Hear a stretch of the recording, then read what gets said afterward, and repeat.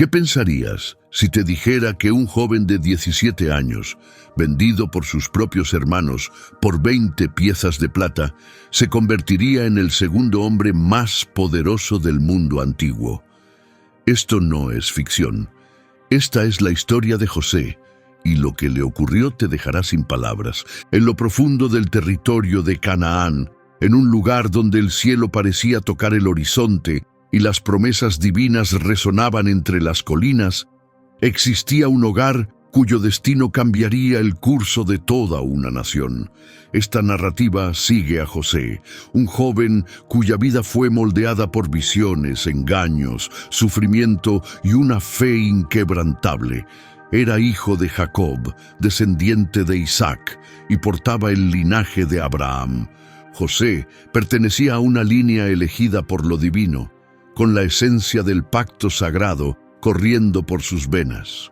Su historia muestra cómo actúa la providencia en los momentos más oscuros de la humanidad, transformando circunstancias terribles en oportunidades para cumplir un propósito grandioso. Exploraremos este relato extraordinario de alguien que comenzó como un niño muy querido, fue esclavizado por la traición y terminó siendo uno de los líderes más importantes de la antigüedad. Esta historia narra la vida de José, una persona común guiada por un Dios excepcional. José fue el 11º hijo de Jacob, nacido del profundo amor por Raquel, la mujer por la que su padre trabajó 14 años. En el capítulo 30 del Génesis, versículos 22 al 24, se describe este momento significativo. En ese tiempo, el Creador recordó a Raquel. El Señor escuchó sus ruegos y le permitió concebir.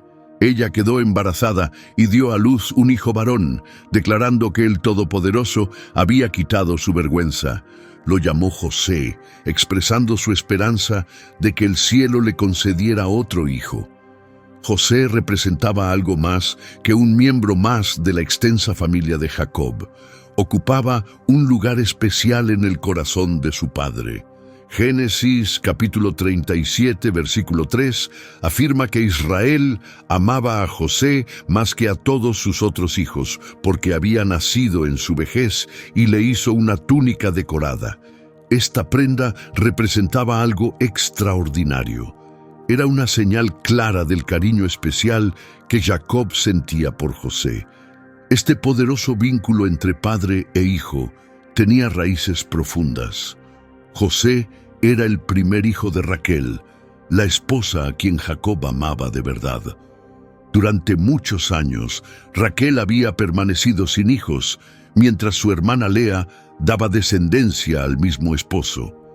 Por eso, cuando finalmente nació José, fue la respuesta a una oración, el fruto de un amor verdadero. Para José, su padre era ejemplo de confianza e integridad.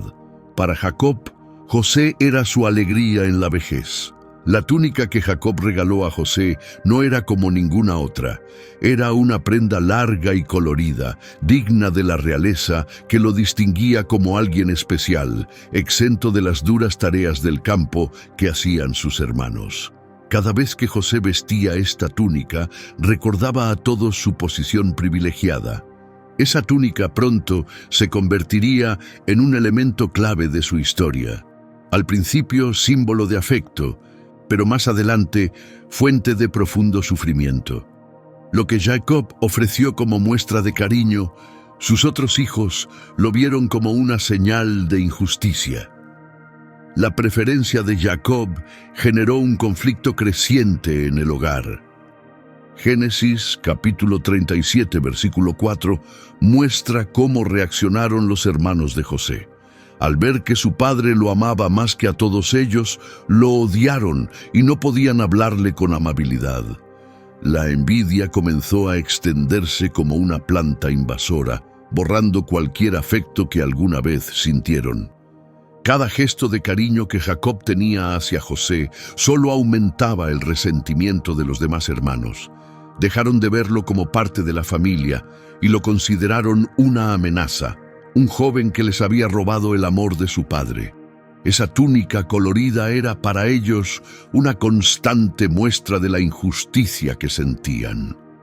Mientras ellos trabajaban arduamente bajo el sol, José andaba libremente, vestido de privilegio, el hijo que no compartía sus responsabilidades. Los conflictos familiares crecieron intensamente cuando José, con apenas 17 años, empezó a tener visiones poderosas y claras que parecían indicar que algún día gobernaría sobre su familia. Sin comprender del todo su significado ni las consecuencias de contarlas, José decidió compartir estas visiones con sus hermanos. La primera visión ocurrió una noche tranquila. En Génesis capítulo 37, versículos 5 al 7, José la relata. José tuvo un sueño y, al contárselo a sus hermanos, el odio hacia él aumentó aún más. Les pidió que escucharan lo que había soñado. Estábamos atando manojos de trigo en el campo, y de pronto mi manojo se levantó y quedó derecho, mientras los de ustedes lo rodeaban y se inclinaban ante él. Esta visión era más que la imaginación de un joven. Era un mensaje divino, una profecía sobre el plan que el Creador tenía para la vida de José. Esos manojos representaban a la familia de Jacob, y el manojo de José en pie indicaba el papel de liderazgo que asumiría. La reacción de sus hermanos fue inmediata y severa. En Génesis capítulo 37, versículo 8, leemos su respuesta. ¿Acaso vas a reinar sobre nosotros? ¿Realmente vas a gobernarnos? Lo odiaron aún más por sus sueños y por sus palabras. Poco después, José tuvo otra visión, aún más sorprendente. Génesis capítulo 37, versículo 9 dice, tuvo otro sueño y se lo contó a sus hermanos. Escuchen, les dijo, tuve otro sueño, y esta vez el sol, la luna y 11 estrellas se inclinaban ante mí. Esta visión amplió el mensaje. No solo sus 11 hermanos, representados por las estrellas, se inclinarían ante él, sino también sus padres, representados por el sol y la luna, lo honrarían. Una predicción tan atrevida para que la revelara un joven, especialmente alguien que ya cargaba con el peso del resentimiento de sus hermanos. Después de que José compartió esta visión con su padre y sus hermanos, el mismo Jacob se sintió inquieto por lo que sugería. Génesis capítulo 37, versículos 10 al 11 lo describe. Después de contarles a su padre y a sus hermanos, su padre lo reprendió, preguntándole qué significaba ese sueño. ¿Acaso su padre, su madre y sus hermanos se inclinarían ante él hasta el suelo? Sus hermanos lo envidiaban, pero su padre reflexionaba sobre lo dicho. La corrección de Jacob iba más allá del contenido del sueño. Señalaba la falta de juicio de José. Jacob parecía expresar incredulidad ante la idea de que él, como cabeza de familia, honraría a su propio hijo. Sin embargo, a pesar de reprenderlo en público, Jacob meditó en privado sobre el asunto. Entendía que el Creador a menudo se comunicaba mediante sueños, y tal vez algo profundo estaba por desarrollarse. Para los hermanos de José, sin embargo, esas visiones se volvieron insoportables. José no sabía que compartir estos sueños desencadenaría una serie de eventos que destrozarían a su familia. Lo que ocurre después te dejará sin aliento, porque las personas que deberían protegerte pueden convertirse en tus peores enemigos. La preferencia de su padre ya era difícil de aceptar, pero imaginarse rindiendo homenaje a José, esa idea era intolerable.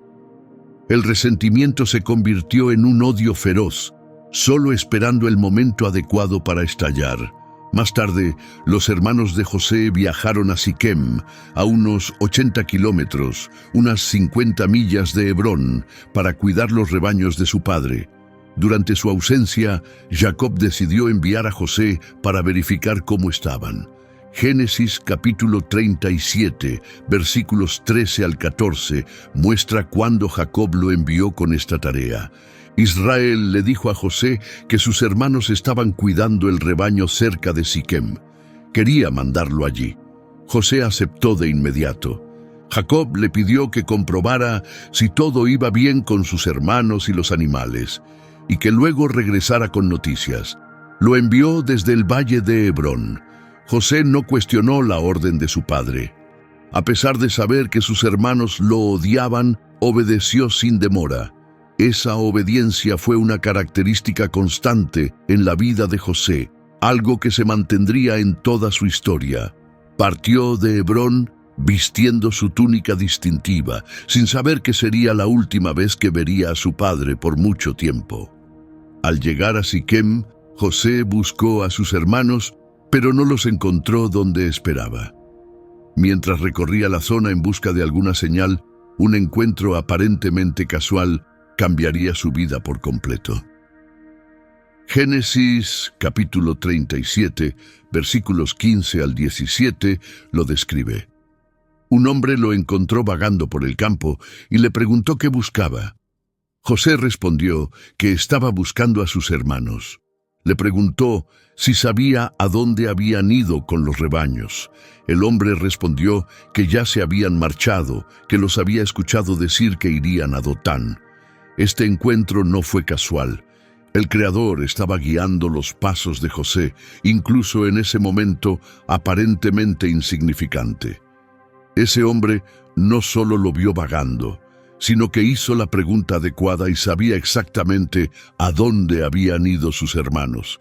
Era una guía divina, disfrazada de coincidencia. Con esta nueva información, José se dirigió hacia Dotán, decidido a cumplir con la tarea que su padre le había asignado. No sabemos qué pensaba durante ese viaje adicional. Tal vez sentía entusiasmo por ver a sus hermanos, o quizá presentía que algo se avecinaba. Sea como sea, siguió adelante, comprometido con cumplir la voluntad de su padre. Mientras se acercaba a Dotán, divisó a sus hermanos desde lejos. Sin saberlo, ellos ya lo habían visto venir. Génesis capítulo 37, versículo 18 dice: «Lo vieron a lo lejos y antes de que llegara, tramaron matarlo». El único que se acercaba, vestido con su llamativa túnica, fue identificado de inmediato. Esta imagen reavivó al instante todo el resentimiento acumulado en sus corazones. Mientras José se acercaba, probablemente saludando con gestos o gritos sin notar peligro alguno, sus hermanos ya planeaban su destrucción. En solo unos segundos, la vida de José cambiaría para siempre, y la traición que estaba por suceder te helará la sangre. La distancia entre ellos no era solo física, representaba la separación emocional que la preferencia y el rencor habían creado entre familiares. Al ver a José acercarse, la hostilidad que habían alimentado encontró una vía de escape. Lejos de la mirada de su padre, podían dar rienda suelta a sus sentimientos más oscuros. Génesis, capítulo 37, versículos 19 al 20, revela sus intenciones siniestras. Ahí viene el soñador. Se dijeron unos a otros que lo mataran, que lo echaran en una cisterna, y luego dijeran que una fiera lo devoró. Así verían qué pasaba con sus sueños. El odio nubló el juicio de los hermanos de José. Dejaron de ver a su familiar, a su propio hermano, y solo vieron a ese soñador, el blanco de su desprecio. Su plan era salvaje pero sencillo: ejecutar a José, arrojar su cuerpo en un pozo vacío y luego inventar una historia. Creían que así eliminarían sus sueños de grandeza. Sin embargo, no todos los hermanos estaban de acuerdo. Rubén, el mayor, intervino. Como primogénito, comprendía su responsabilidad y sabía que tendría que rendir cuentas ante su padre. Génesis capítulo 37, versículos 21 y 22, documenta su intervención. Cuando Rubén escuchó el plan, trató de salvar a José de sus manos. Propuso que no lo mataran. Sugirió evitar la violencia, propuso arrojarlo a un pozo en el desierto sin ponerle las manos encima. Rubén lo decía con la intención de rescatar a José más tarde y devolverlo sano y salvo a su padre. Su estrategia mostraba más compasión, aunque seguía siendo muy problemática. Planeaba regresar en secreto, sacar a José y llevarlo de vuelta a casa. Pero no tuvo el valor de enfrentarse directamente a sus hermanos, eligiendo en su lugar una solución intermedia que, al final, no logró su objetivo. Sin saber del plan en su contra, José llegó al lugar donde estaban sus hermanos. Lo que ocurrió fue inmediato y brutal. Génesis capítulo 37, versículos 23 y 24, relata estos hechos. Cuando José llegó donde estaban sus hermanos, le arrancaron su túnica, esa prenda especial decorada que llevaba. Luego lo tomaron y lo arrojaron dentro de un pozo. El pozo estaba vacío.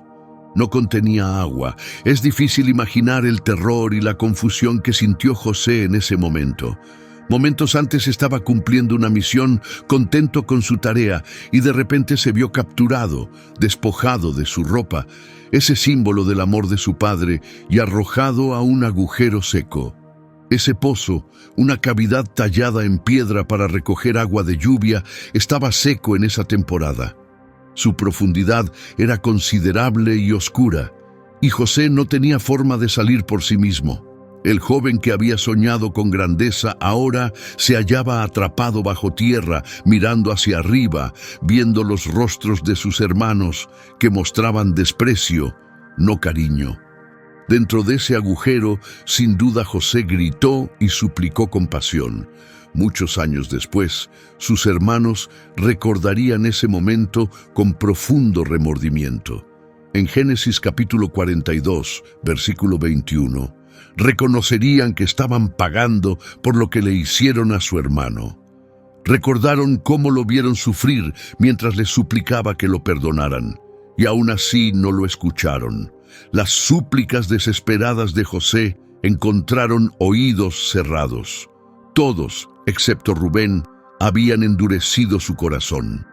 Después de arrojar a José al pozo, sus hermanos se sentaron a comer como si nada hubiera pasado. Esto mostraba una insensibilidad impresionante, una ausencia total de empatía. Pero mientras comían, ocurrió algo inesperado, un evento que cambiaría el curso de la historia. Génesis capítulo 37, versículo 25, explica que, mientras comían, vieron llegar una caravana de comerciantes ismaelitas provenientes de Galaad. Los camellos transportaban especias aromáticas, bálsamos y resinas fragantes en ruta hacia Egipto. Eran comerciantes que seguían la ruta comercial entre Mesopotamia y Egipto, atravesando el territorio cananeo. Al ver a estos mercaderes, Judá, uno de los hermanos, tuvo una idea que presentó como menos cruel, aunque en realidad servía para deshacerse de José y obtener ganancia. Génesis capítulo 37, versículos 26 y 27, recoge su propuesta. Judá preguntó a sus hermanos qué ganaban con matar a su hermano y ocultar su muerte. Les sugirió venderlo a los comerciantes ismaelitas sin hacerle daño directo. Les recordó que al fin y al cabo, José era su hermano, de su misma sangre. Los hermanos aceptaron esta idea. La propuesta de Judá les resultó atractiva por dos razones. Les permitía evitar un asesinato directo, aliviando un poco su conciencia, y al mismo tiempo les generaba una ganancia económica. Además, al enviar a José a Egipto con esos comerciantes, se aseguraban de que no pudiera regresar y contar la verdad a Jacob. Ejecutaron este nuevo plan de inmediato. Génesis capítulo 37, versículo 28, registra la transacción. Cuando los comerciantes madianitas llegaron, los hermanos sacaron a José del pozo y lo vendieron por 20 piezas de plata a los ismaelitas, que lo llevaron rumbo a Egipto. El texto menciona a ismaelitas y madianitas, lo que sugiere que este grupo de comerciantes incluía diferentes pueblos, tribus distintas que descendían de Abraham a través de hijos que no fueron Isaac. El precio pagado por José, 20 piezas de plata, era el valor habitual de un esclavo joven en aquella época. Para sus hermanos, eso era todo lo que José valía. El joven que había soñado con grandeza ahora era simple mercancía, vendido como un animal, arrancado de su tierra y su familia. Rubén, que planeaba rescatar a José en secreto, no estuvo presente durante la venta. Génesis capítulo 37, versículos 29 y 30 revelan su reacción al regresar. Cuando Rubén volvió al pozo y vio que José ya no estaba, rasgó sus vestiduras. Fue donde sus hermanos y les preguntó qué había pasado con el joven. Preguntó qué haría ahora. Rubén sintió un dolor genuino, preocupado por José y también por su propia responsabilidad como hermano mayor ante su padre. Mientras tanto, la caravana seguía su camino hacia Egipto, llevando a José como parte de su carga. Para José, ese momento marcaba su entrada a un país desconocido, con un idioma, costumbres y creencias totalmente extrañas. Todas las cosas familiares y queridas quedaron atrás. Su padre Jacob, su tierra natal, su libertad. Sus perspectivas parecían sombrías y desesperadas, pero lo divino no lo había abandonado. Pero aquí es donde la historia da un giro increíble. Lo que parecía el final era, en realidad, el comienzo de algo extraordinario. De hecho, a través de esta injusticia tan terrible, el Creador comenzaba a cumplir aquellas visiones reveladas anteriormente a José. Una vez que José partió hacia Egipto, los hermanos tuvieron que encargarse de la última parte de su plan. ¿Cómo explicarían la ausencia de su hermano preferido, a Jacob? Decidieron inventar una mentira detallada para engañar a su padre. Génesis capítulo 37, versículos 31 y 32 explican sus acciones engañosas. Tomaron la túnica de José, mataron un cabrito y empaparon la prenda con su sangre. Llevaron esta túnica decorada a su padre, afirmando que la habían encontrado. Le pidieron que verificara si pertenecía a su hijo. La túnica colorida, que antes representaba el amor de Jacob por José, se convirtió en el centro de su cruel engaño. Los hermanos evitaron declarar directamente que José había muerto. En lugar de eso, mostraron la evidencia, permitiendo que Jacob llegara a su propia conclusión, creando un engaño especialmente astuto por su naturaleza indirecta. Al encontrarse con su padre, pocas palabras fueron necesarias.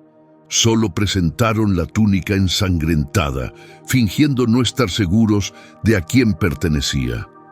Esto fue un acto deliberado de crueldad, planeado para que su padre asumiera el peor escenario sin que ellos tuvieran que mentir abiertamente.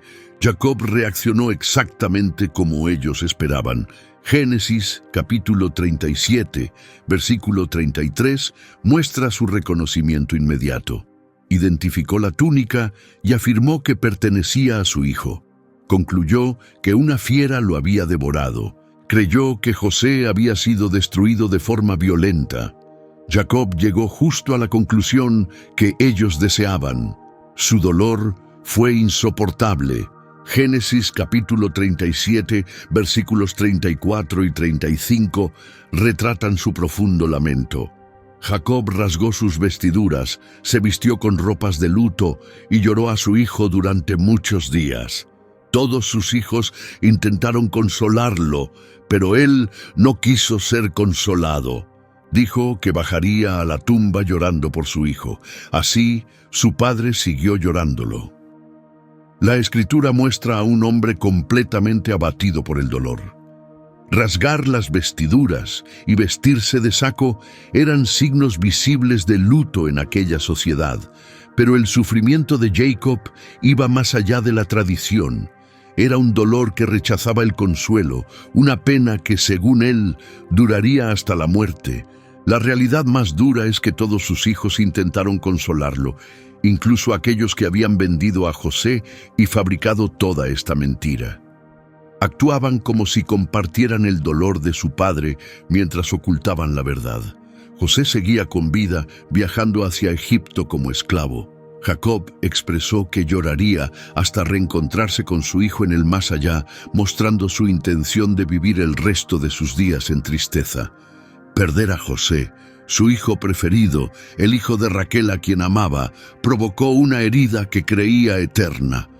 No podía saber que algún día descubriría la increíble verdad de que José seguía con vida y tenía gran autoridad en Egipto. Mientras Jacob se hundía en su tristeza, los hermanos de José continuaban con sus vidas, cargando con el peso de su terrible secreto. Se habían deshecho del hermano que tanto odiaban, pero el precio fue alto. Años conviviendo con el remordimiento, viendo a su padre sufrir sin cesar. Durante el llanto interminable de Jacob, convencido de que su hijo había muerto, José llegó a Egipto como esclavo. Su vida había dado un giro completo en cuestión de días. Pasó de ser el hijo preferido a un extranjero esclavizado. Sin embargo, a pesar de estas condiciones tan terribles, José no estaba solo. Génesis capítulo 39, versículo 1, describe la llegada de José a Egipto. José fue llevado a Egipto. Un egipcio llamado Potifar, oficial del faraón y capitán de la guardia, lo compró a los comerciantes ismaelitas que lo habían llevado. Potifar era una figura importante, un alto funcionario que servía al faraón como jefe de su guardia personal. Esto colocó a José en el hogar de alguien con una posición considerable dentro de la sociedad egipcia. En ese entorno extranjero y desconocido, comenzaron a ocurrir cosas notables. Génesis capítulo 39, versículos 2 y 3, dice que la presencia divina estaba con José y que tuvo éxito mientras vivía en la casa de su amo egipcio. Su amo notó que el Señor estaba con él y que todo lo que hacía prosperaba. Este es un punto profundamente significativo en la historia de José.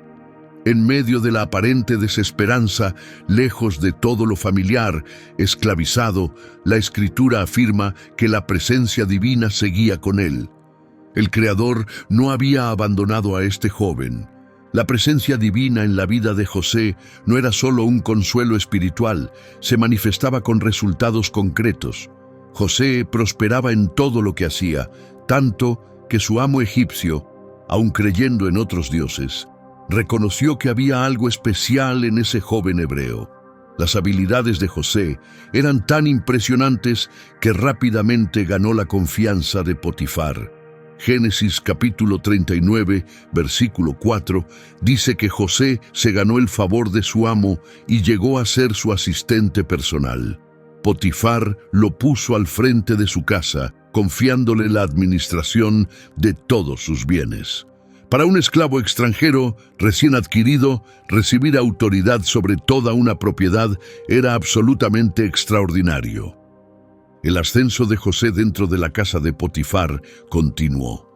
Génesis capítulo 39, versículos 5 y 6 explican que, desde el momento en que lo puso al frente de su casa y de todos sus bienes, la bendición del Señor cayó sobre todo lo que tenía Potifar, tanto en la casa como en el campo. Por eso Potifar dejó todo en manos de José. Solo se preocupaba por lo que comía. La influencia de José fue tan positiva que trajo bendición a toda la propiedad de Potifar. La agricultura prosperaba, el comercio era exitoso y todo funcionaba con eficiencia.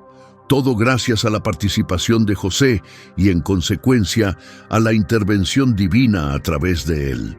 Potifar reconoció la importancia de José y le dio autoridad total. Su única preocupación personal era lo que comía, una expresión que probablemente se refiere a sus asuntos privados, especialmente su esposa, lo cual pronto sería relevante. La Escritura incluye otra observación sobre José. Era bien parecido y de buen físico. Este detalle que parece menor, pronto cobraría gran importancia, ya que la apariencia de José pronto llamaría la atención no deseada de la esposa de Potifar. La situación de José en la casa de Potifar parecía haber alcanzado estabilidad. Aunque seguía siendo esclavo, gozaba de gran autoridad y confianza, pero su apariencia y su posición en el hogar pronto le traerían nuevos problemas. Génesis capítulo 39, versículo 7, indica el comienzo de esta dificultad. Con el tiempo, la esposa de su amo empezó a fijarse en José y le propuso acostarse con ella. La esposa de Potifar no se conformó con observar a José desde lejos. Fue atrevida y directa con sus deseos, proponiéndole una relación prohibida. José enfrentó una tentación muy real y peligrosa. Era joven, estaba lejos de su tierra, rodeado de una sociedad con estándares morales diferentes. Además, la persona que lo perseguía tenía poder, pues era la esposa de su amo. Muchos en su situación habrían cedido, pero José mostró una fortaleza moral impresionante. Génesis capítulo 39, versículos 8 y 9 revelan la respuesta firme de José. Rechazó la propuesta y le dijo a la esposa de su amo que, bajo su administración, su señor no se preocupaba por nada en casa. Todo estaba bajo su cuidado. Nadie en esta casa tenía más autoridad que él. Su amo no le había negado nada, excepto a ella, pues era su esposa. Por tanto, ¿cómo podría cometer tal maldad y pecar contra Dios? Las palabras de José muestran mucho sobre sus principios. Primero, reconocía su responsabilidad hacia Potifar, entendía la confianza depositada en él. Pero aún más importante, describía esa acción como un pecado contra Dios. A pesar de estar en Egipto, lejos de su familia y de su entorno religioso, José permanecía fiel a sus convicciones y valores. Sin embargo, la esposa de Potifar no aceptó la negativa. Génesis capítulo 39, versículo 10, nos dice que aunque ella lo acosaba día tras día, José no aceptaba acostarse con ella, ni siquiera estar cerca. Esto fue más que una sola tentación. La presión fue constante. Día tras día José fue perseguido, pero nunca cedió. La situación alcanzó su punto crítico cuando un día José entró en la casa para hacer su trabajo y no había nadie más en el interior. Génesis capítulo 39, versículos 11 y 12 relatan este encuentro. Ese día, él entró para cumplir con sus tareas, y ella lo agarró por su ropa, pidiéndole que se acostara con ella. Pero él dejó su ropa en sus manos y huyó de la casa. La esposa de Potifar intensificó su acoso, sujetando físicamente a José por su prenda, intentando forzarlo. José reaccionó de inmediato y con firmeza. Huyó, dejando su ropa atrás. Esto demostró con claridad que José valoraba su fidelidad a Dios más que su propia seguridad o comodidad. Sin embargo, su huida transformó el deseo de ella en furia. Al sentirse rechazada y humillada, planeó vengarse. Génesis capítulo 39, versículos 13 al 15, describen los siguientes hechos. Cuando vio que él había dejado su ropa en sus manos y huido, llamó a los sirvientes de la casa. Les dijo que ese hebreo había sido traído para burlarse de ellos, que él había entrado a su habitación para atacarla, pero que ella había gritado. Al escuchar su grito de auxilio, él dejó su ropa junto a ella y huyó de la casa. La esposa de Potifar distorsionó por completo los hechos. Se presentó como víctima cuando, en realidad, era la agresora. Usó la ropa de José, que debía demostrar su inocencia, como prueba falsa contra él. Astutamente, también apeló al prejuicio cultural, destacando el origen hebreo de José, su condición de extranjero. Y fue más allá. Génesis capítulo 39, versículos 16 al 18, continúa: Ella conservó su prenda cerca, esperando la llegada de su esposo. Luego presentó esta versión de los hechos. el esclavo hebreo que trajiste se me acercó para burlarse de mí. Pero cuando grité pidiendo ayuda, él dejó su prenda junto a mí y huyó del edificio. Esta acusación fue creada deliberadamente para provocar la furia de Potifar. Ella no solo afirmó que José intentó atacarla, sino que también criticó indirectamente a Potifar por haberlo traído a su hogar. La mentira fue presentada con tanta convicción que Potifar aceptó el relato de su esposa sin cuestionarlo. José estaba a punto de tocar fondo, pero a veces Dios hace su mejor obra en los lugares más oscuros. Observa lo que sucede después. Potifar reaccionó de inmediato y con dureza. El capítulo 39 de Génesis, versículos 19 y 20, dice que cuando su amo escuchó el relato que su esposa le contó sobre cómo se había comportado su esclavo con ella, se encendió en ira. El amo de José lo arrestó y lo encarceló donde se retenía a los prisioneros del rey. Para Potifar, la evidencia parecía irrefutable. La prenda de José estaba en manos de su esposa, y ella había dado una explicación convincente. A pesar de tener quizás algunas dudas, como alto funcionario del gobierno del faraón, debía actuar para proteger su imagen y autoridad. José, el joven que ya había sufrido al ser vendido como esclavo y que había logrado posicionarse en la casa de Potifar, ahora enfrentaba otra caída devastadora. Después de ser un administrador respetado y confiable, se convirtió en prisionero, condenado por delitos que no cometió. Nuevamente, sufría la injusticia de la sociedad. El lugar al que José fue enviado no era una prisión cualquiera. Allí se encarcelaba a los prisioneros del rey, probablemente un sitio de máxima seguridad para criminales del gobierno o personas que habían ofendido al palacio. Para José, este fue otro de los momentos más bajos de su vida. Sin embargo, en medio de esta oscuridad, las Escrituras ofrecen esperanza. El versículo 21 del capítulo 39 de Génesis dice que la presencia divina permaneció con José, mostrando compasión y haciéndole ganar el favor del jefe de la prisión. Dentro de la cárcel, la compañía del Creador siguió con José. Así como Potifar había notado algo especial en él, el jefe de la prisión también lo vio rápidamente. De la misma manera en que su túnica colorida provocó envidia entre sus hermanos y su apariencia atrajo a la esposa de Potifar, ahora el carácter de José brillaba incluso entre las sombras del encierro egipcio. El propósito divino para su vida seguía avanzando, a pesar de la injusticia y el sufrimiento. La prisión del faraón no era común. Ese lugar rígido albergaba a miembros caídos del palacio. Allí, alejado de todo lo conocido, José comenzó una nueva etapa de su vida, acusado injustamente por delitos que no cometió. Las frías y húmedas paredes de la prisión egipcia podrían quebrar la voluntad de cualquiera, pero José mostró ser diferente. Según el versículo 21 del capítulo 39 de Génesis, la presencia divina lo acompañaba, le mostraba compasión y le permitía ganar el favor del jefe de la prisión. A pesar de lo profundo del encierro, el Creador no había abandonado a José. El jefe principal, encargado de todos los prisioneros, rápidamente notó algo especial en ese joven hebreo. Aunque no se sabe exactamente cómo se comportó José en esos primeros días de prisión, probablemente mostró los mismos principios y compromiso que había demostrado en la casa de Potifar. Su conducta definitivamente lo distinguía.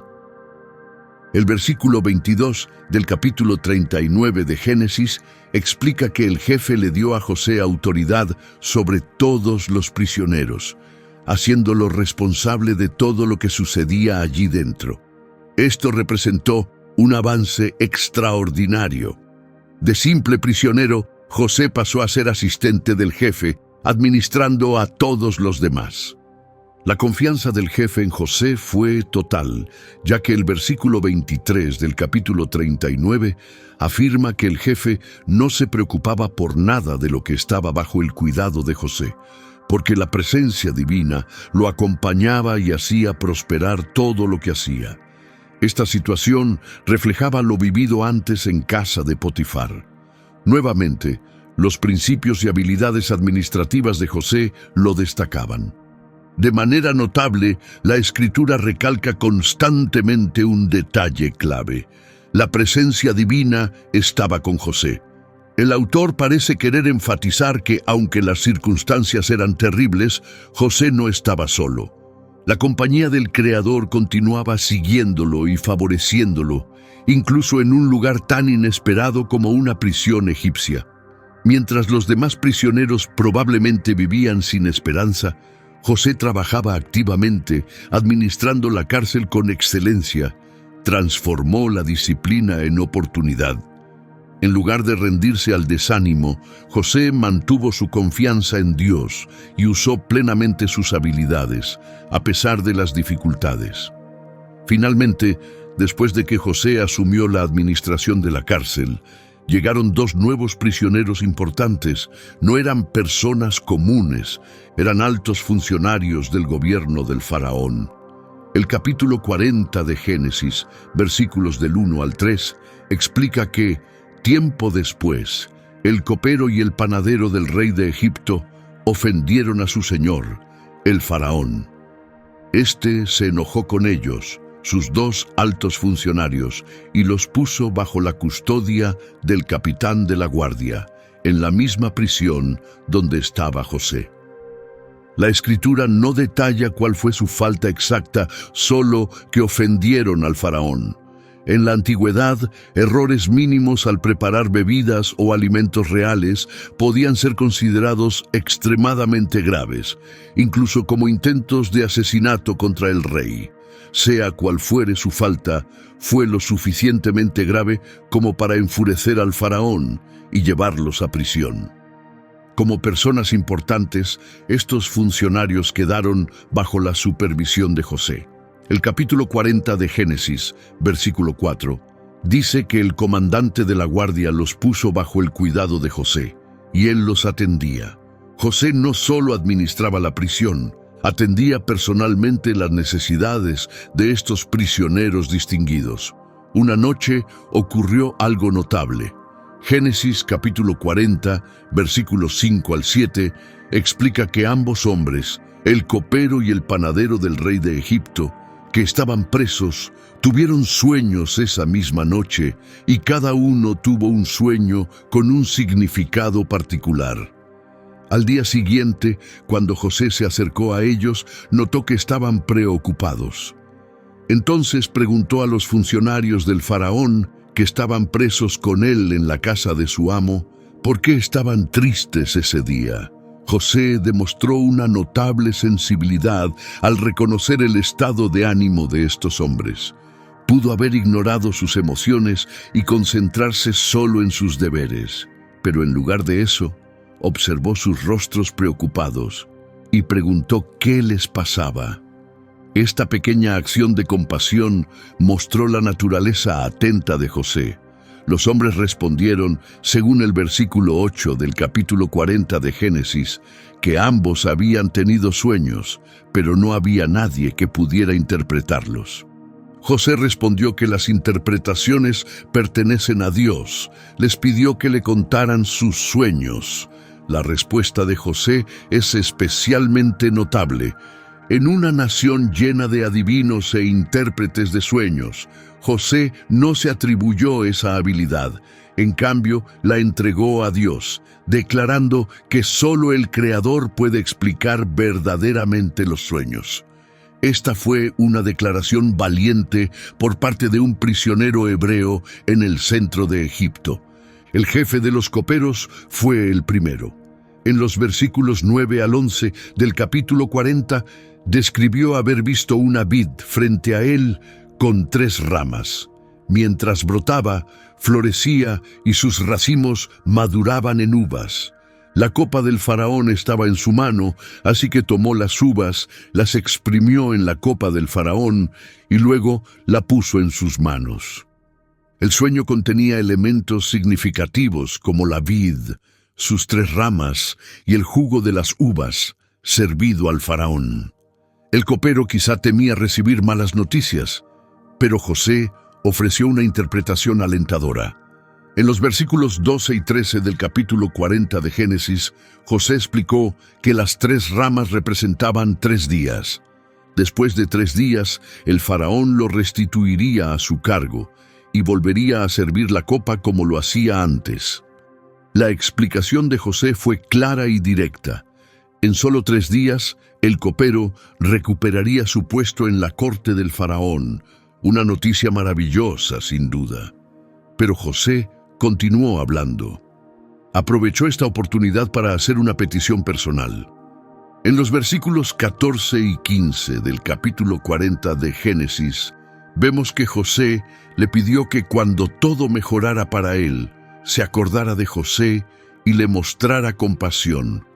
Le pidió que hablara con el faraón en su favor y lo ayudara a salir de la prisión. José explicó que fue llevado contra su voluntad desde la tierra de los hebreos y que en ese lugar no había hecho nada que justificara estar encarcelado. Este momento representa una instancia profundamente personal en la historia de José.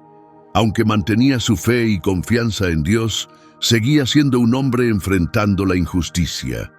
Vio al copero como una posible vía hacia la libertad. Tal vez su situación finalmente mejoraría. José solo pidió ser recordado, solicitando al copero que intercediera por él ante el faraón. Al ver la interpretación positiva que recibió el copero, el jefe de los panaderos se animó a contar su propio sueño. En los versículos 16 y 17 del capítulo 40 de Génesis, explicó que también tuvo un sueño. 3 canastas con pan estaban sobre su cabeza. La canasta más alta contenía toda clase de pasteles para el faraón, pero las aves venían y comían de la canasta sobre su cabeza. Su sueño también incluía el número 3 y estaba relacionado con su trabajo, pero tenía un aspecto inquietante: las aves comiendo de la canasta en su cabeza. Lamentablemente, la interpretación de José fue desalentadora. En los versículos 18 y 19 del capítulo 40, José explicó su significado. Las 3 canastas representaban 3 días. Después de esos 3 días, el faraón mandaría a decapitarlo y colgaría su cuerpo en un madero, donde las aves se alimentarían de él. Ese segundo sueño tenía una interpretación devastadora.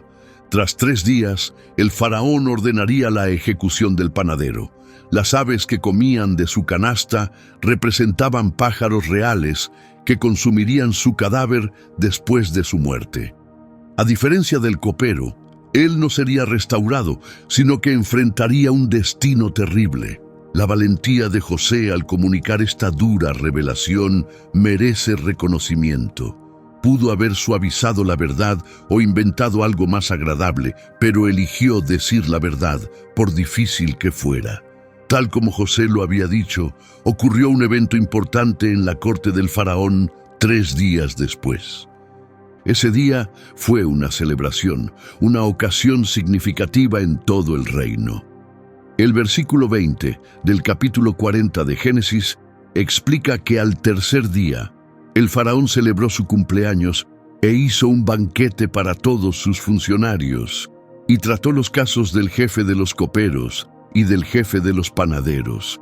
Durante la celebración de su cumpleaños ante sus funcionarios, el faraón aprovechó la ocasión perfecta para anunciar veredictos importantes. En medio de las festividades, rodeado por sus autoridades, el faraón comunicó su decisión sobre los 2 funcionarios encarcelados.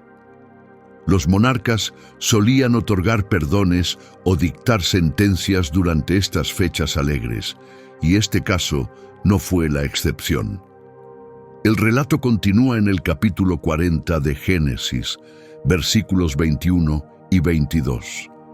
El faraón restituyó al jefe de los coperos en su puesto, permitiéndole volver a servir la copa al faraón, pero ordenó la ejecución del jefe de los panaderos, tal como José lo había explicado.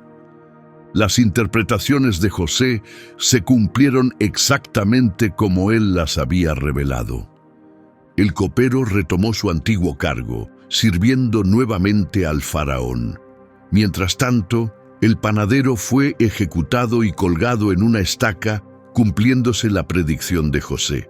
Este cumplimiento exacto de los sueños demostró que José poseía un don auténtico venido de Dios.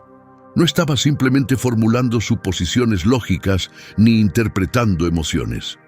El significado de los sueños le fue revelado genuinamente por el Creador.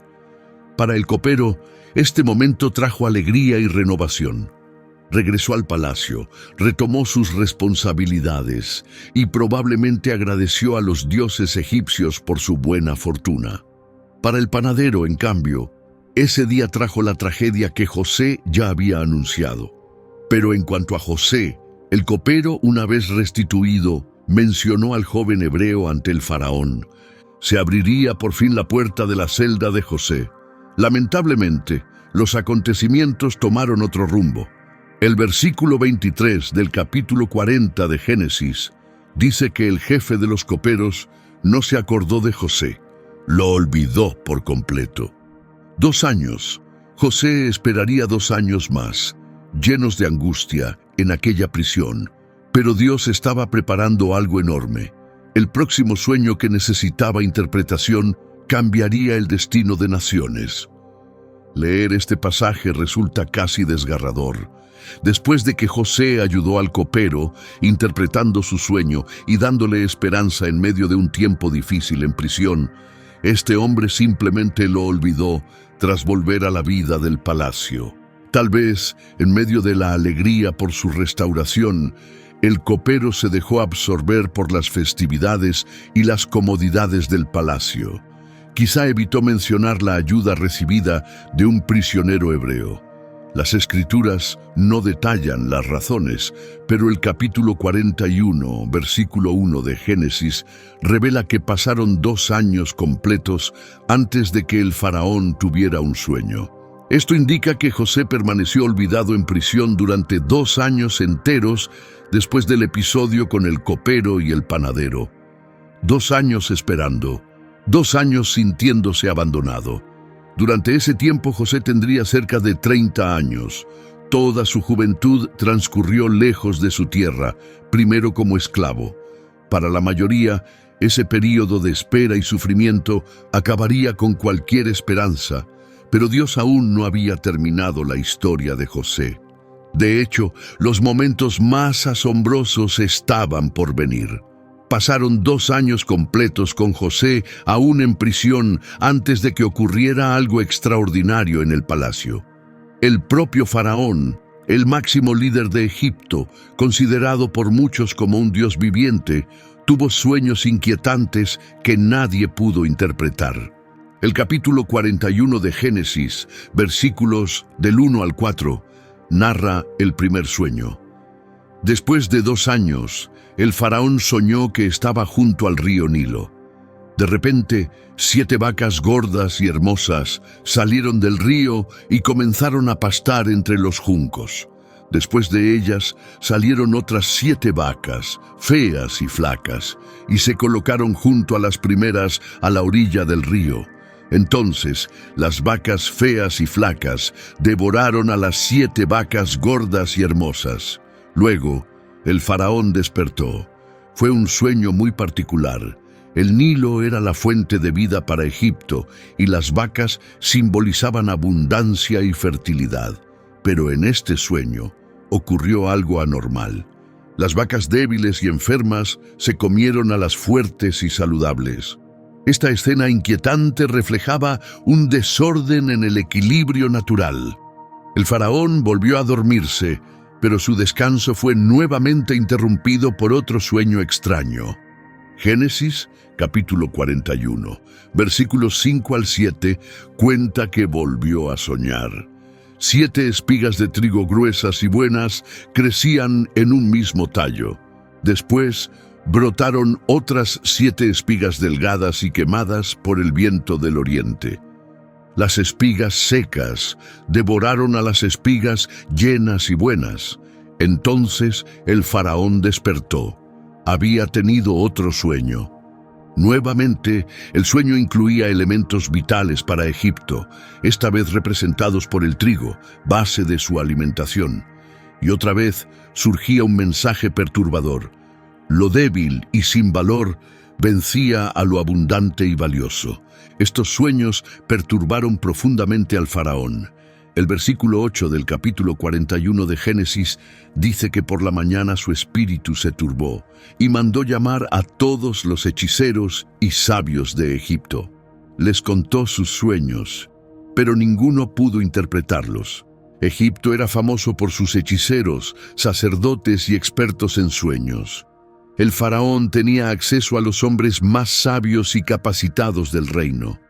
Consultaron textos antiguos, invocaron a los dioses egipcios y utilizaron todos sus recursos para entender los sueños reales. Sin embargo, en ese momento, nadie logró ofrecer una interpretación que satisficiera al faraón. Su preocupación, sin duda, aumentó con cada intento fallido. En el antiguo Egipto, los sueños, especialmente aquellos que eran claros, simbólicos y repetitivos, se consideraban mensajes divinos. El hecho de que los sabios no pudieran interpretarlos indicaba que se trataba de algo extraordinario, más allá del entendimiento tradicional egipcio. Mientras el palacio estaba en caos, buscando desesperadamente respuestas, José permanecía olvidado en prisión, pero en 24 horas todo cambiaría. El prisionero olvidado estaba a punto de convertirse en el hombre más poderoso de Egipto. Así fue como sucedió. Sin embargo, Dios no lo había olvidado y el momento de su libertad se acercaba. Los sueños dobles del faraón, que transmitían el mismo mensaje con diferentes imágenes, tenían un propósito claro. No eran fruto de una mente inquieta ni de malestar estomacal. Eran mensajes celestiales, no dirigidos a los hechiceros egipcios con su sabiduría equivocada, sino a un joven hebreo que confiaba en el único Dios verdadero. El tiempo de prisión de José estaba llegando a su fin, y los sueños del faraón serían el catalizador de su libertad. Durante años, Dios había permitido que José pasara por dificultades, preparándolo para este momento específico en el que tendría que hacer lo que los sabios egipcios no pudieron, explicar lo que nadie entendía. Como todos los estudiosos egipcios fracasaron en descifrar los sueños del faraón, el ambiente del palacio se llenó de tensión y ansiedad. En este momento crucial, el jefe de los coperos finalmente recordó a José. Génesis capítulo 41, versículos del 9 al 13, relata cómo finalmente habló. El jefe de los coperos dijo al faraón que ahora recordaba sus errores. El faraón, enojado con sus sirvientes, los había encarcelado a él y al jefe de los panaderos en la casa del capitán de la guardia. Ambos tuvieron sueños la misma noche y cada sueño tenía su propio significado. Había allí con ellos un joven hebreo, siervo del capitán de la guardia. Le contaron sus sueños y él les dio a cada uno la interpretación correspondiente, y todo sucedió exactamente como él lo había dicho. Él fue restituido a su cargo y el otro fue ejecutado. Finalmente, después de 2 largos años, el copero recordó a José. Observa cómo presenta a José ante el faraón no como un simple prisionero, sino como alguien con habilidades notables que ya había dado interpretaciones precisas de sueños. El faraón reaccionó de inmediato. Génesis capítulo 41, versículo 14, dice que el faraón mandó llamar a José y lo sacaron apresuradamente de la prisión. Después de afeitarse y cambiarse de ropa, se presentó ante el faraón. La situación de José cambió de manera drástica e inmediata. Un momento antes era un prisionero olvidado. Al instante siguiente se encontraba frente al hombre más poderoso de Egipto. El hecho de que se arreglara y vistiera diferente muestra que comprendía la importancia del momento. La sociedad egipcia valoraba enormemente la limpieza, especialmente al estar en presencia del faraón. Imagina ese momento. José, el joven hebreo vendido como esclavo y encarcelado injustamente, ahora caminaba por los pasillos del palacio, escoltado por guardias, rumbo a la sala donde se encontraba el faraón. Su corazón seguramente latía con fuerza, pero su confianza estaba puesta en el Dios que lo había sostenido en cada etapa difícil. Al llegar ante el faraón, no hubo ceremonias elaboradas. El líder deseaba con urgencia una explicación para sus sueños. Génesis capítulo 41, versículo 15, cuenta que el faraón dijo a José que había tenido un sueño que nadie podía interpretar, pero que había oído que él sí podía hacerlo al escuchar el sueño. Fue una declaración directa, casi como una orden. El faraón no estaba pidiendo ayuda, estaba exigiendo resultados. Como líder absoluto de Egipto, esperaba una respuesta inmediata, sin excusas. Pero la respuesta de José mostró una humildad excepcional. En Génesis capítulo 41, versículo 16, José respondió al faraón que no era él quien tenía ese poder, sino que Dios le daría al faraón la respuesta que necesitaba. Esta respuesta revela el carácter verdadero de José. Ante el hombre más poderoso del mundo conocido, evitó atribuirse el mérito o buscar reconocimiento. En cambio, apuntó directamente a Dios. Esto fue un acto valiente en Egipto, una tierra con muchos dioses, donde incluso el faraón era considerado una deidad. José declaró con firmeza que el Dios hebreo, por encima de los dioses egipcios, por encima de los hechiceros y por encima de él mismo, sería quien diera la interpretación. Esto mostró una fe y humildad que probablemente sorprendieron al faraón, acostumbrado a asesores que buscaban constantemente su favor. A pesar de la grandeza de la autoridad egipcia y la seriedad de la ocasión, José se mantuvo fiel a sus principios y creencias. Reconoció que todo don o habilidad venía de Dios y lo reconoció de inmediato. El faraón, quizá intrigado por esa respuesta tan diferente o simplemente deseoso de entender su sueño, comenzó a describir sus visiones con detalle. Ahora, José necesitaba la seguridad de que el mismo Dios que le había dado interpretaciones en la prisión lo ayudaría nuevamente, pero esta vez en el centro del poder egipcio. Al escuchar atentamente los sueños dobles del faraón, José procedió a interpretarlos sin demora. Habló con seguridad y precisión, una sabiduría que provenía únicamente de Dios. Génesis capítulo 41, versículos 25 al 28, documenta el inicio de su explicación. José dijo al faraón que ambos sueños transmitían el mismo mensaje. Dios le había mostrado al faraón lo que estaba por suceder. Las 7 vacas gordas representaban 7 años, igual que las 7 espigas buenas representaban 7 años. Ambos sueños comunicaban el mismo mensaje. Las 7 vacas flacas y feas que salieron después representaban 7 años, al igual que las 7 espigas dañadas por el viento del este. Estas simbolizaban 7 años de hambre. José aclaró que ambos sueños en realidad eran un solo mensaje, repetido para resaltar su certeza e importancia. Las vacas y las espigas representaban años, 7 de abundancia, seguidos por 7 de extrema escasez. La repetición del sueño usando diferentes imágenes indicaba un propósito divino firme.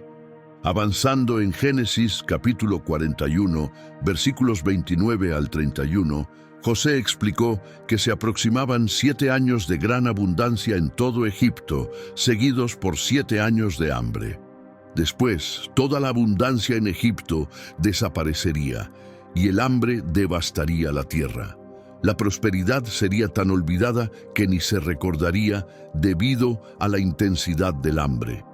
José ofreció más que una simple interpretación.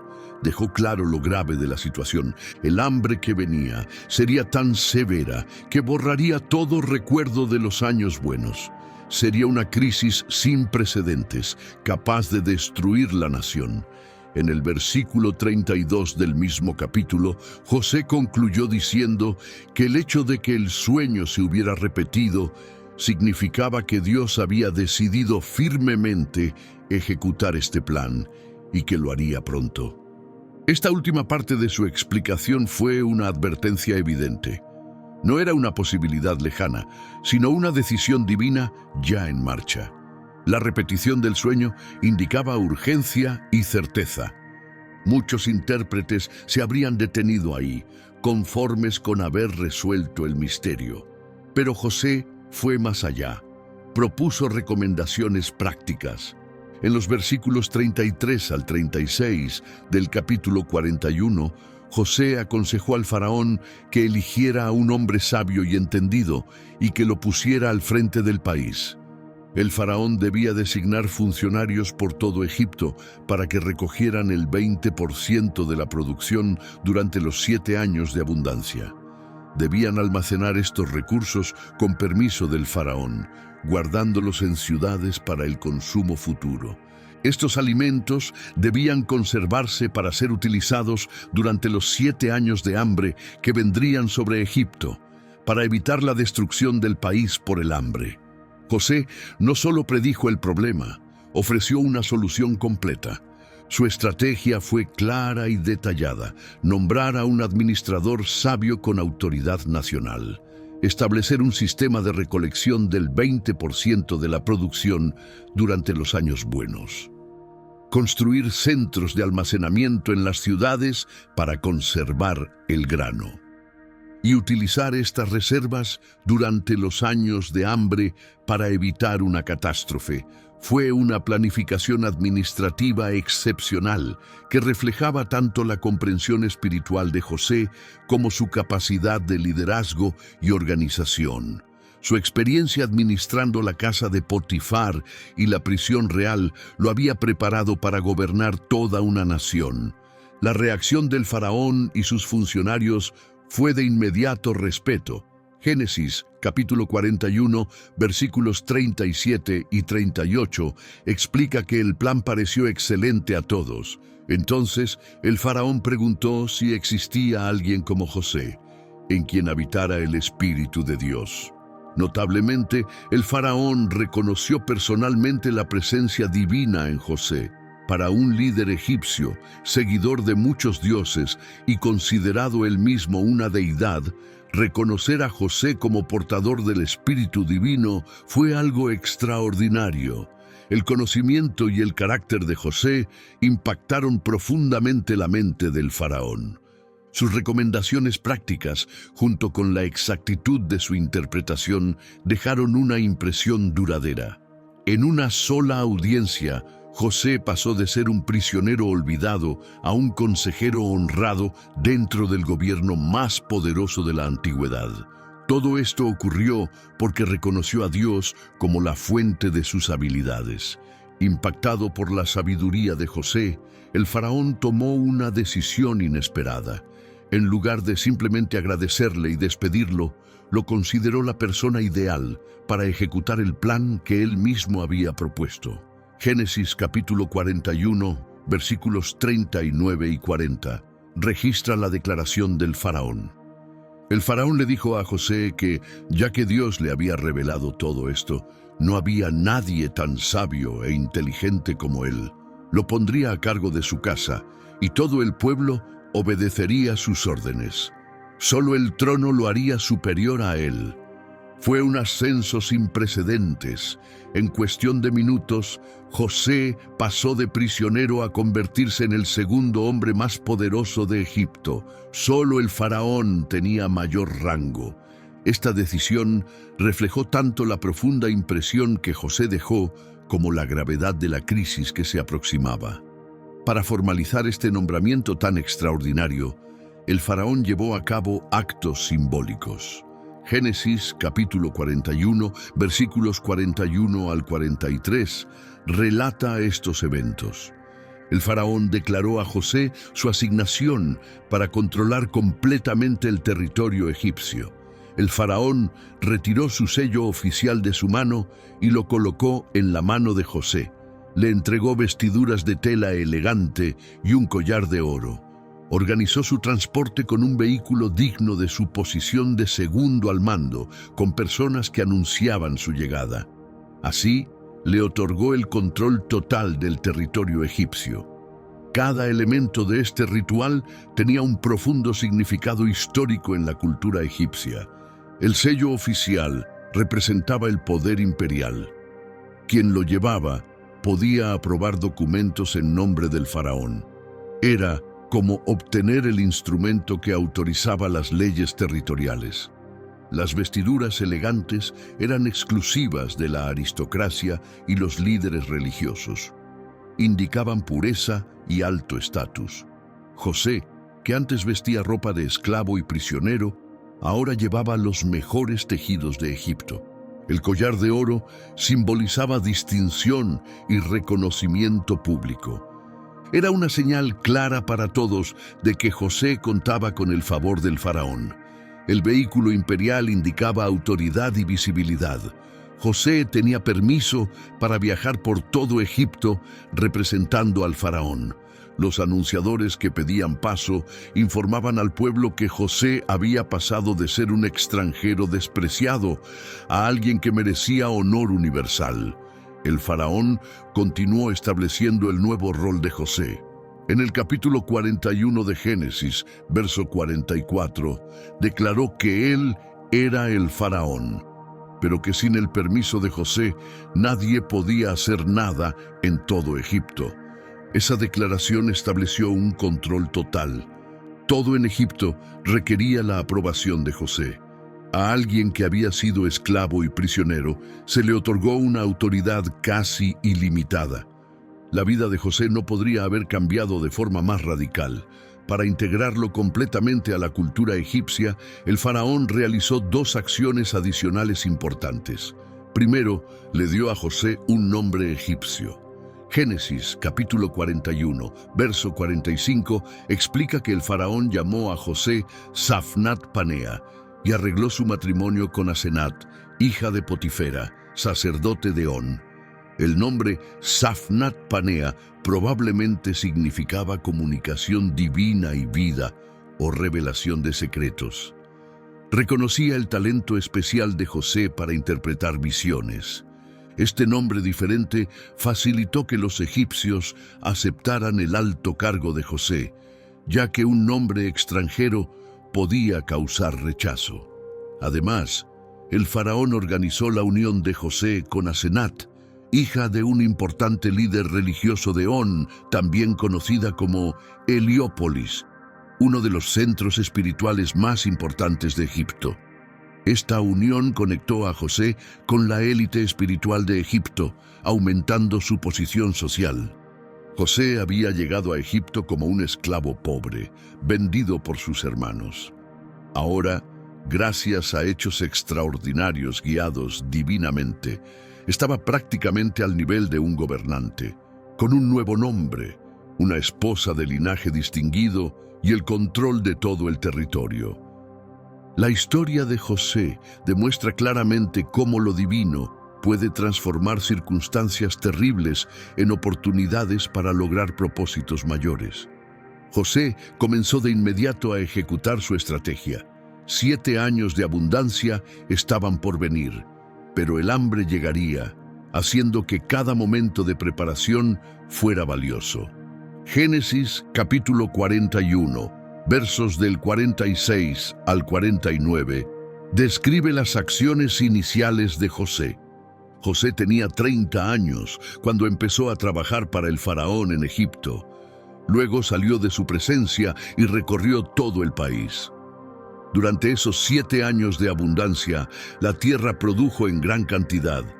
José recogió todos los recursos generados durante esos años de abundancia en Egipto y los almacenó en ciudades.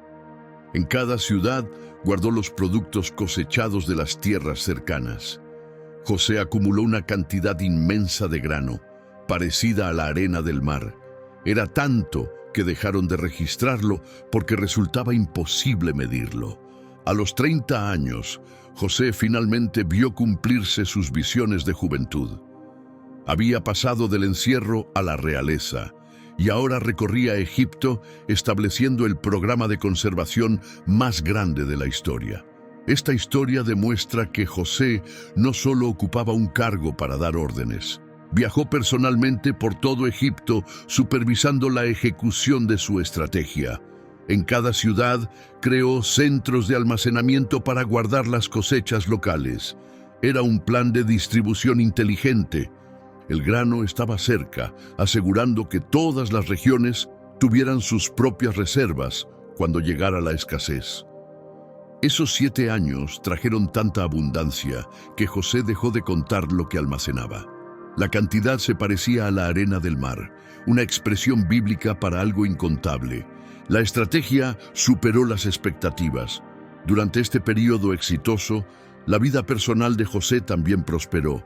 Génesis capítulo 41, versos del 50 al 52, explica que antes de que comenzaran los años de hambre, José tuvo 2 hijos con Asenat, hija de Potifera, el sacerdote de On.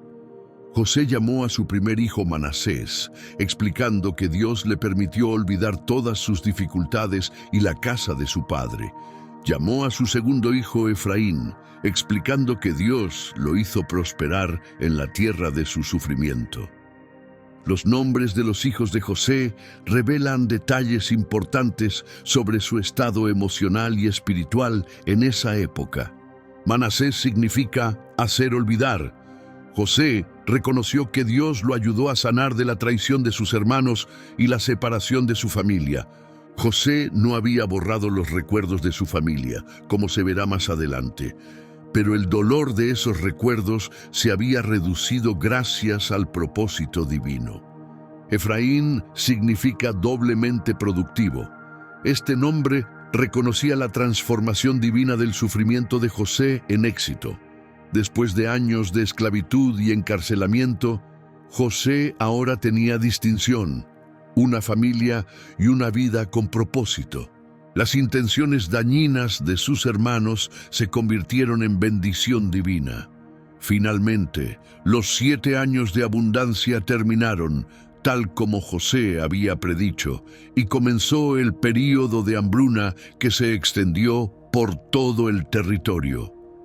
Génesis capítulo 41, versos 53 al 54, explica que los 7 años prósperos de Egipto finalizaron y luego comenzaron 7 años de hambruna, tal como dijo José. La hambruna afectó a todas las regiones cercanas, pero en toda la tierra de Egipto aún había alimento. Esta escasez no impactó solo a Egipto, también se extendió a las zonas vecinas. Era una emergencia general que afectaba a varios países y pueblos.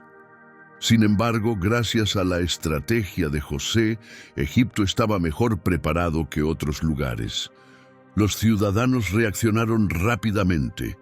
Génesis capítulo 41, versos 55 y 56, continúa relatando que cuando Egipto sintió la hambruna, el pueblo le pidió comida al faraón.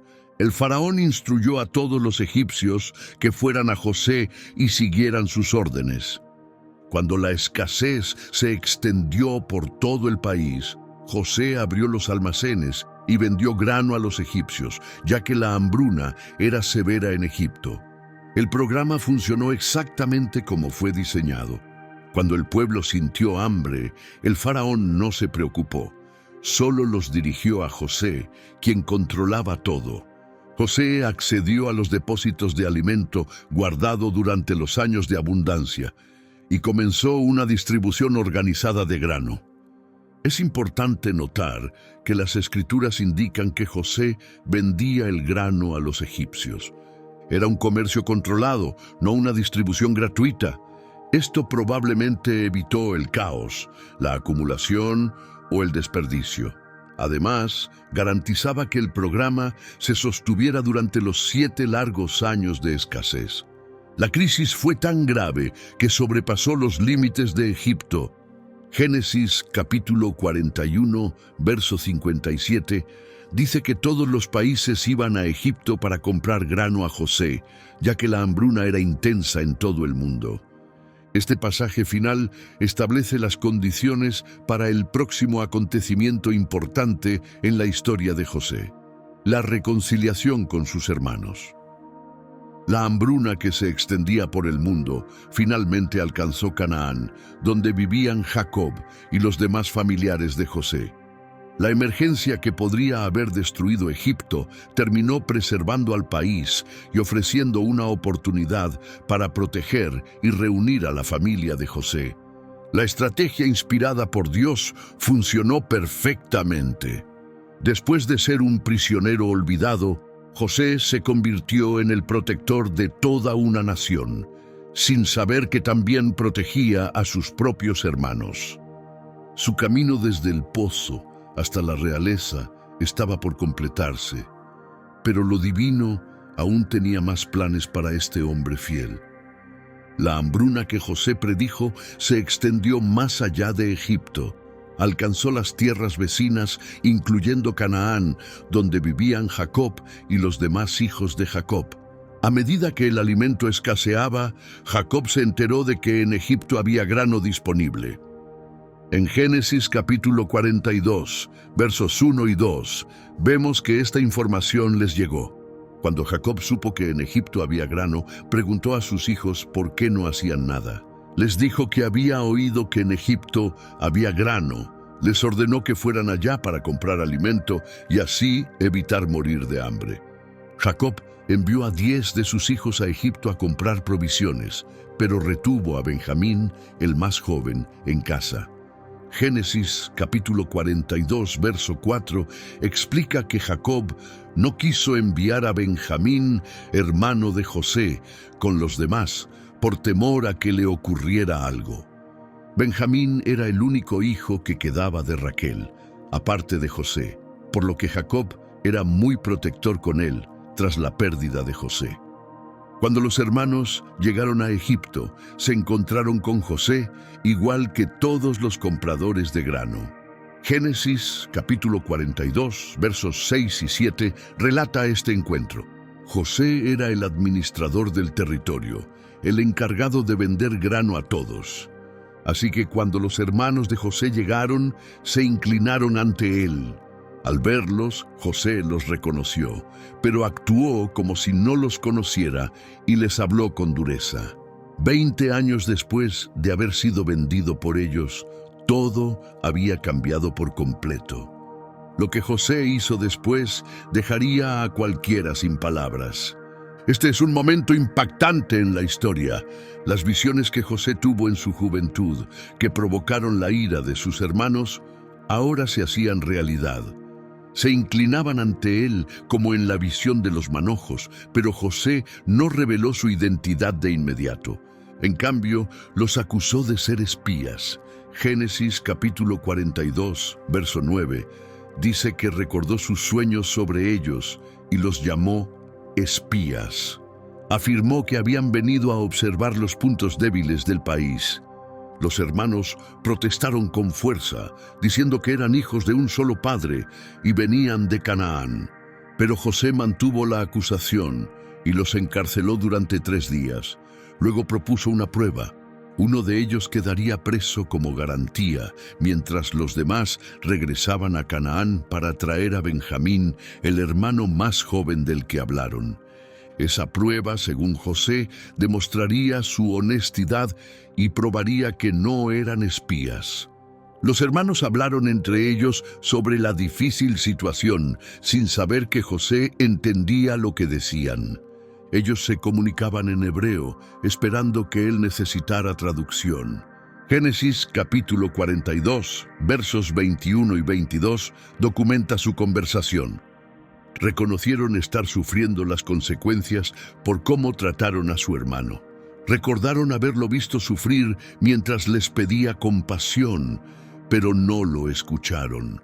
Por eso, esta desgracia había llegado a ellos. Rubén respondió preguntando si no les había advertido que no hicieran daño al muchacho, pero no le prestaron atención. Ahora estaban enfrentando la responsabilidad por su muerte. Al oír esto, José se conmovió profundamente. Génesis capítulo 42, verso 24, dice que se apartó de ellos y lloró. A pesar de los años transcurridos, el dolor de la traición seguía presente. Ahora, al ver el arrepentimiento genuino de sus hermanos, José se sintió abrumado por las emociones. José eligió a Simeón para retenerlo y ordenó que se colocara grano en los sacos de los demás hermanos. En secreto, dio instrucciones para que también se devolviera el dinero en sus costales, junto con provisiones. Los hermanos partieron, dejando a Simeón encarcelado en Egipto. Cuando los 9 hermanos regresaron a casa, relataron todos los acontecimientos a Jacob y, para su sorpresa, encontraron el dinero dentro de sus costales. Génesis capítulo 42, verso 35, dice que al vaciar los costales, cada uno encontró su bolsa de plata dentro. Cuando ellos y su padre vieron las bolsas de pago, sintieron temor. Jacob quedó devastado ante la idea de enviar a Benjamín a Egipto.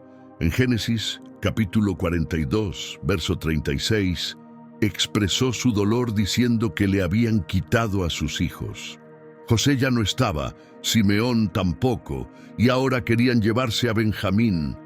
Todo estaba en su contra. Rubén trató de consolarlo, ofreciéndole a sus propios hijos como garantía por la seguridad de Benjamín. Pero Jacob se negó rotundamente. Su hijo no iría con ellos. Ya había perdido a uno, y este era el único que le quedaba. Si algo le pasaba en el camino, lo harían bajar a la tumba con dolor. Sin embargo, la hambruna continuó, y finalmente se agotaron sus provisiones. Jacob pidió a sus hijos que volvieran a Egipto a comprar más alimento, pero Judá recordó que no podían ir sin Benjamín. Génesis capítulo 43, versos 3 al 5, registra que Judá explicó cómo aquel hombre les advirtió seriamente que no se presentaran sin su hermano. Si enviaban a Benjamín con ellos, irían a comprar alimento. Pero si no lo enviaban, no viajarían, ya que no podían presentarse sin él. Finalmente, Judá se ofreció como garantía por la seguridad de Benjamín, prometiendo a Jacob que él mismo asumiría toda la responsabilidad. Si no lograba traerlo de regreso sano y salvo, cargaría con la culpa toda su vida. Convencido por esta promesa, Jacob finalmente aceptó. Instruyó a sus hijos para que llevaran regalos para el administrador egipcio, incluyendo bálsamos, miel, especias, resinas aromáticas, nueces y almendras, además del doble del dinero para reponer el que había aparecido en sus costales. Con sentimientos pesados, pero decididos, los hermanos partieron hacia Egipto, esta vez llevando a Benjamín con ellos. Cuando José vio que Benjamín venía con sus hermanos, se sintió profundamente conmovido. Ordenó a su mayordomo que los llevara a su casa para comer con él.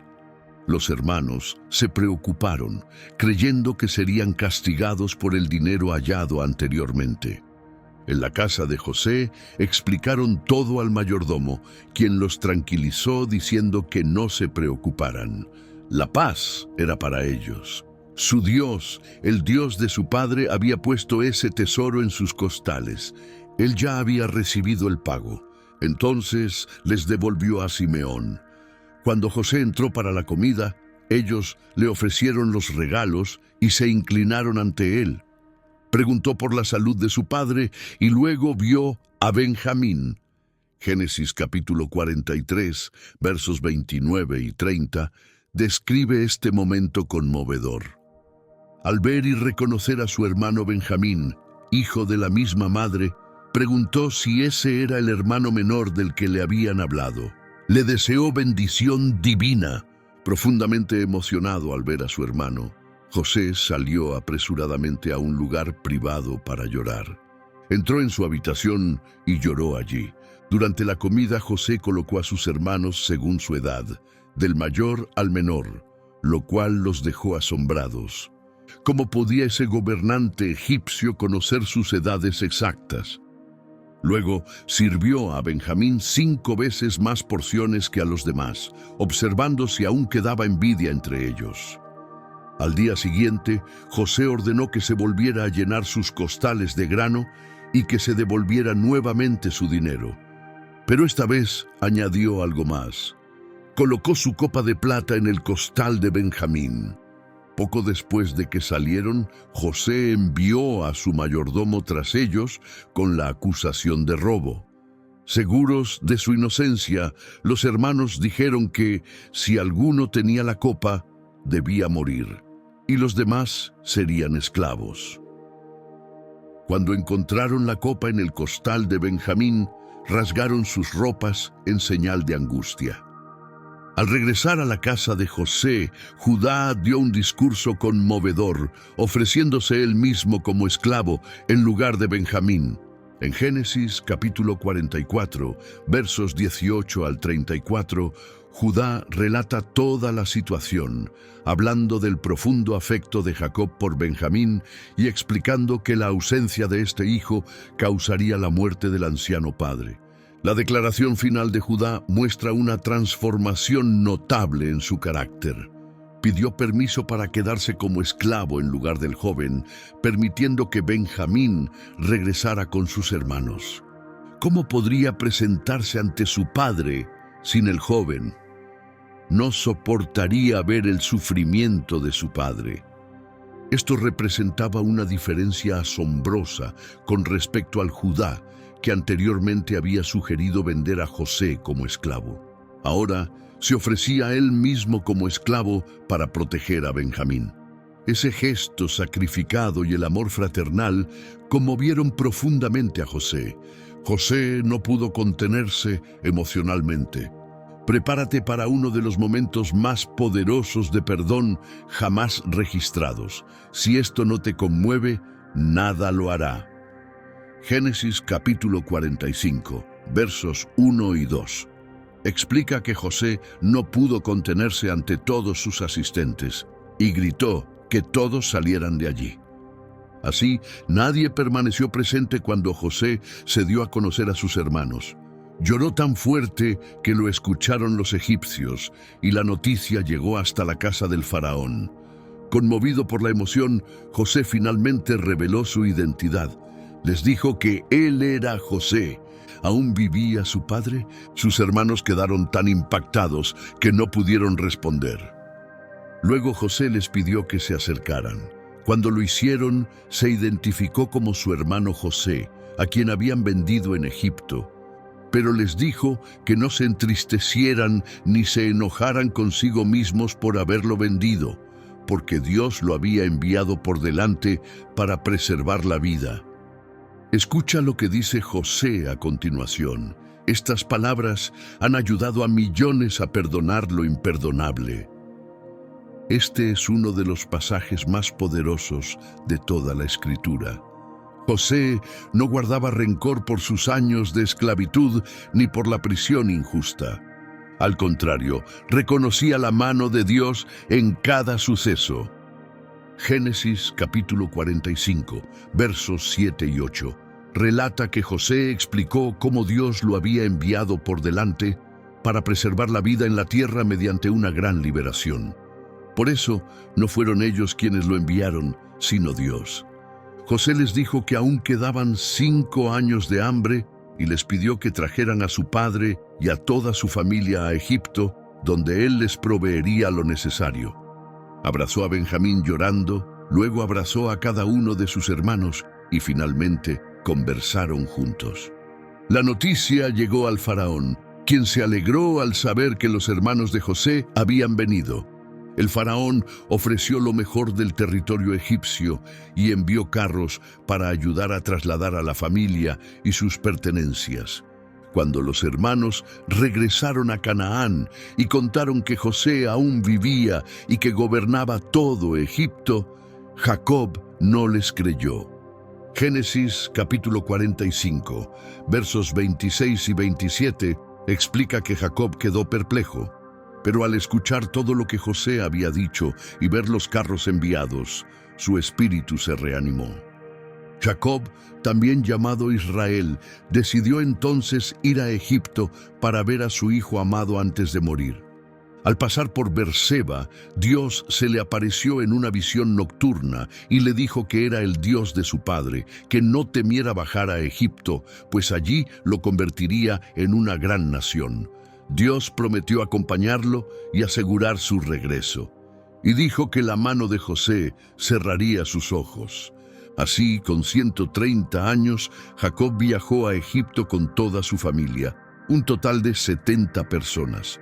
José preparó su carro y fue a recibir a su padre en Gosén.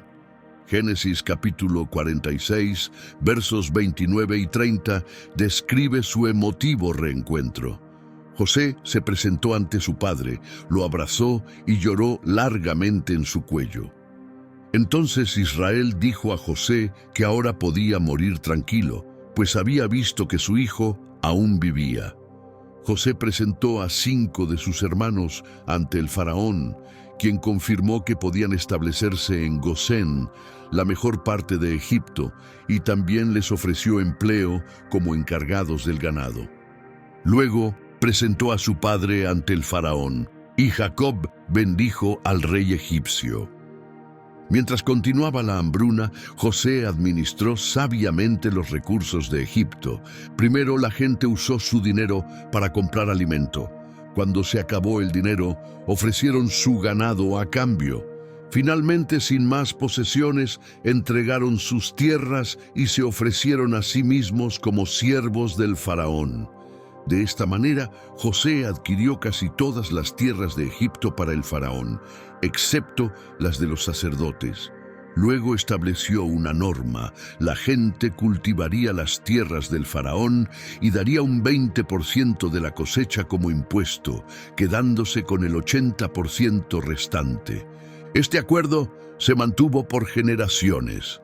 La familia de Jacob prosperó en la región de Gosén. Génesis capítulo 47, verso 27, explica que los israelitas se establecieron en Gosén, la mejor parte de Egipto. Allí obtuvieron posesiones, se volvieron productivos y crecieron considerablemente en número. Después de 17 años en Egipto, Jacob sintió que se acercaba el final. Llamó a José, pidiéndole que no lo enterrara en Egipto, sino que trasladara sus restos a la tierra de sus antepasados. José prometió cumplir su deseo. Más tarde, al enterarse de que su padre estaba enfermo, José llevó a sus 2 hijos, Manasés y Efraín, para que recibieran la bendición de Jacob. En un momento conmovedor, Jacob cruzó los brazos, colocando su mano derecha sobre Efraín, el menor, y la izquierda sobre Manasés, el mayor. José intentó corregirlo, pensando que su padre, por su débil visión, se había confundido. Pero Jacob respondió que sabía exactamente lo que hacía. Dijo que ambos formarían pueblos importantes, pero que el menor sería mayor que el mayor, y que su descendencia sería numerosa. Luego Jacob adoptó oficialmente a ambos nietos como propios, dando a José una doble porción de herencia. Después, Jacob llamó a todos sus hijos y les dio bendiciones individuales relacionadas con su futuro. A Judá le profetizó que el liderazgo no se apartaría de su linaje hasta que llegara el verdadero gobernante. A José le habló de abundantes bendiciones del cielo y de la tierra. Finalmente, después de bendecir a todos sus hijos, Jacob falleció a los 147 años. José se inclinó sobre su rostro, llorando y abrazándolo. Ordenó a los médicos embalsamar el cuerpo, proceso que tomó 40 días, y Egipto guardó duelo por 70 días.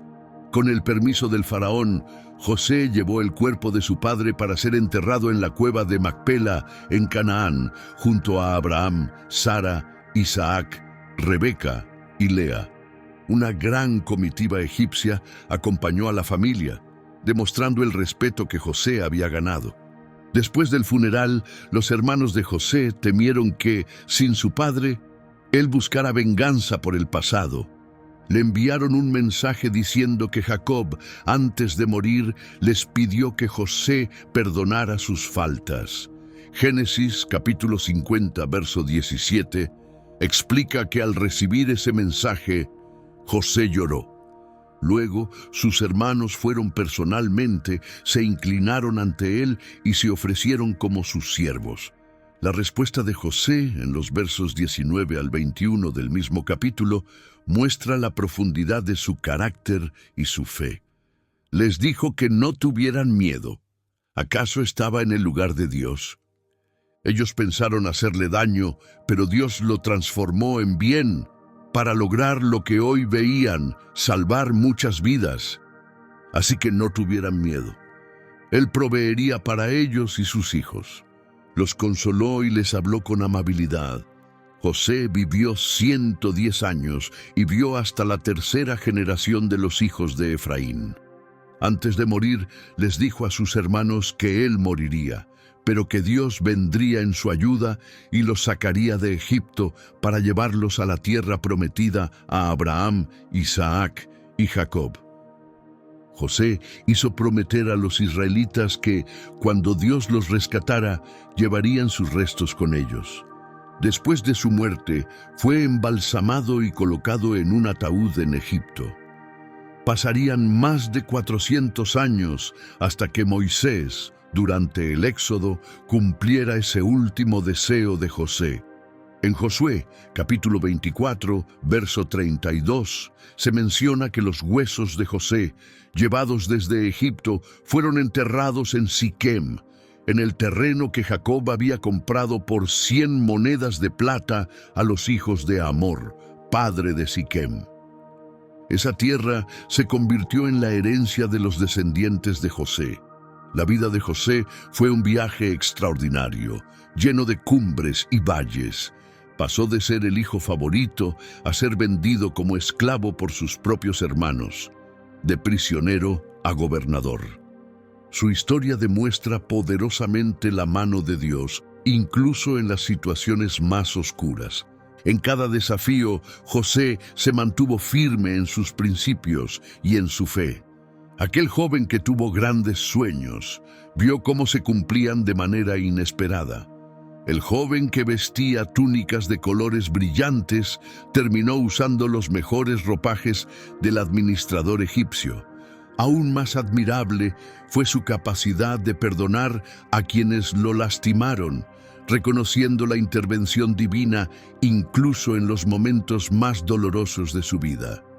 Cuando dijo a sus hermanos que ellos intentaron hacerle daño, pero Dios lo transformó en bien, expresó una profunda verdad espiritual que trasciende su historia personal. A través de la vida de José, la intervención divina preservó a la familia de Israel durante una gran hambruna, permitiendo que crecieran y se multiplicaran en Egipto. Comenzando con una tragedia familiar, la historia concluye con la supervivencia de muchos y la preparación para el nacimiento de una nación. Pero aquí viene la parte que te dejará sin palabras. Esta historia no es solo historia antigua. El mismo Dios que convirtió la prisión de José en un palacio sigue obrando hoy. Y lo que hizo por José también puede hacerlo por ti.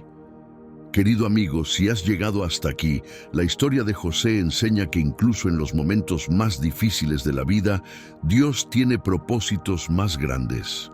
José pasó del pozo al calabozo y del calabozo al trono.